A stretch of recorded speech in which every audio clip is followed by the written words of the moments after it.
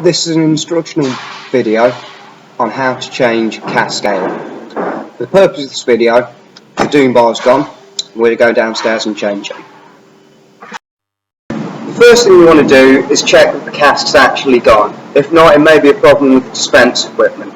If the cask's on an auto tilt, one of those big gold things, it should be elevated to a 45-degree angle like this.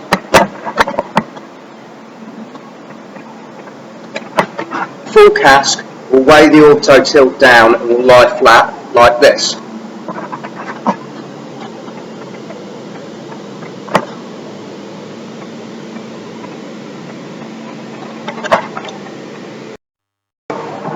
Step 2 is to come over and check the cellar board to see what's going on next.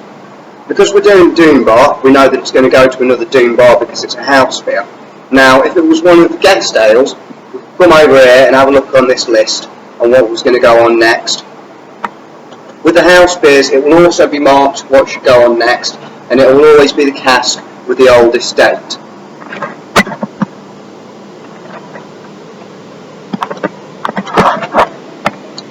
So we can have a look at this board over here, and we can see the doom bar that's going to go on next will be the one which is facing away from us and is nearest to the back wall of the cellar. Step 3, get a bucket, place it underneath here, turn the tap to the off position, so it's facing across the body of the tap, and then unscrew this with the bucket underneath to catch any drips. The reason we're catching the drips is I can go along and clean them up, but if it doesn't happen at the time, it will leave a stain, which is a health and safety problem.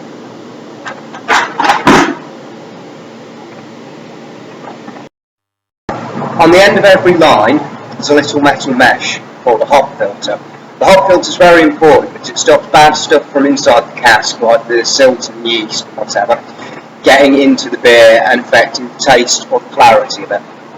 Secondly, it also completes the seal around the end of the tap and stops any more leaks happening while the beer is on dispense.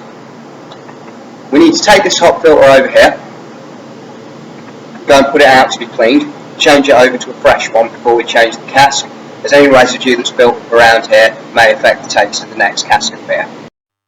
Spare hop filters can be found on the equipment shelf along with corks, soft pegs and hard pegs.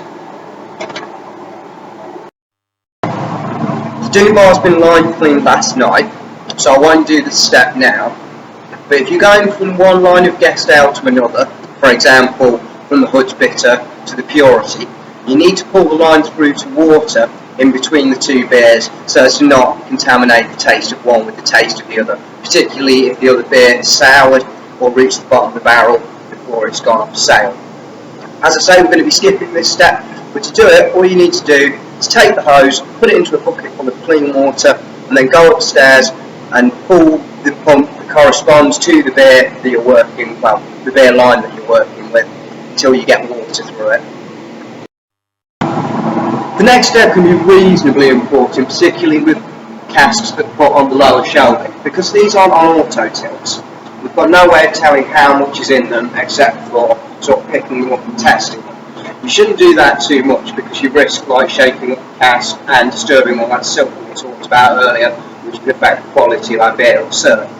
So we like to try to not do that wherever possible. The easiest way around this is if all empty casks are removed from stillage as soon as they're done. So this bad boy over here is going to get stripped and moved out. I'll show you how to do that now. First off, literally just take it off the stillage like that. It should be nice and light now, there's no beer in it. And then we're going to bring it over here towards the cellar hatch. Remove the tap by twisting it.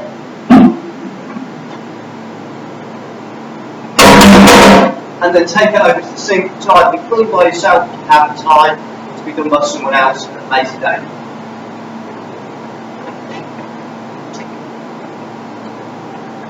Get the corks I mentioned earlier, the shelving unit just next to the sink. Grab one of these, hop it where the tap went.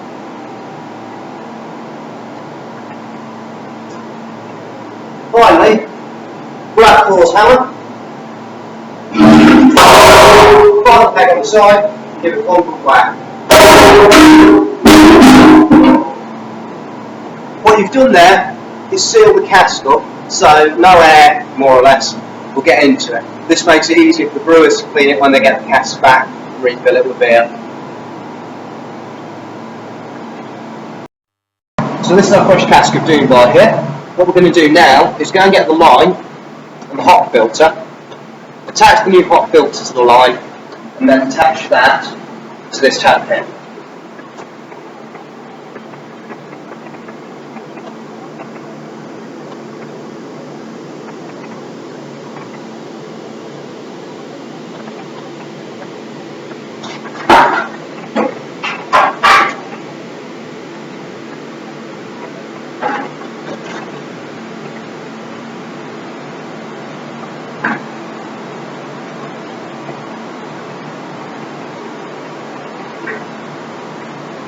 Make sure you line them up nicely, because they've got screw thread on them. You can force them in one thread the screw, which will affect the way the connection happens, and again can cause leaks, which will cause staining, which will cause mould, which is obviously not good from a health and safety perspective.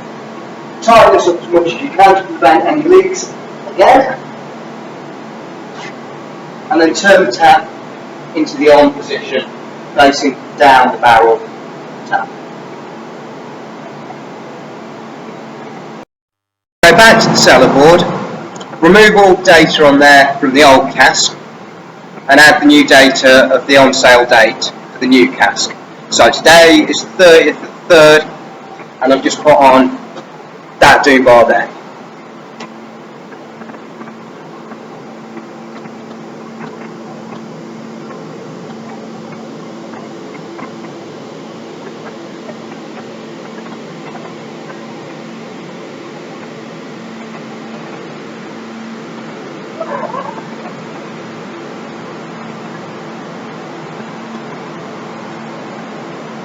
This is very important because real ale is a living product, and as such it has a much more limited lifespan than your sort of chemically preserved beers that go through the pots. About 3 days is the lifespan of good quality beer, and after that you'll notice a rapid deterioration, so it's very important to know how long your beer's been on sale for. It will take about 48 hours to condition. After it's had 3 days of conditioning, if it's not on sale yet, we'll switch it over to a hard peg to make sure that there's no deterioration of quality within the cask. So, if the beer that you've changed is on a hard peg, you need to take that out and replace it with a soft peg. Otherwise, when you try to pull it through upstairs, it's going to cause pressure build-up, which will damage your equipment and mean the pint doesn't serve properly. To do that, you need to grab a set of bricks and a soft peg. Go to the cask. Look at the spire on the top here. You can see, well, you might not be able to see, but there is a white peg poking down.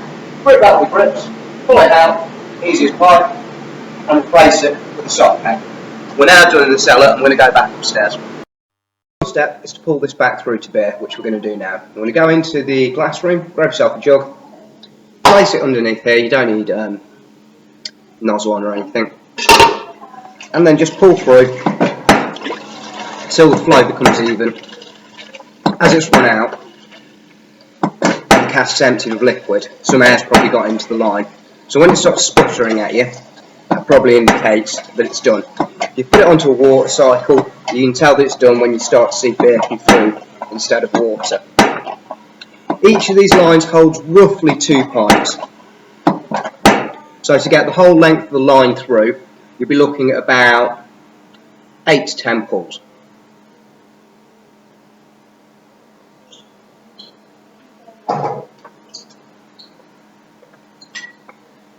Once you've got something that looks like beer coming through, grab yourself a glass, draw off a little onto the bottom of the glass, and let it settle for a minute.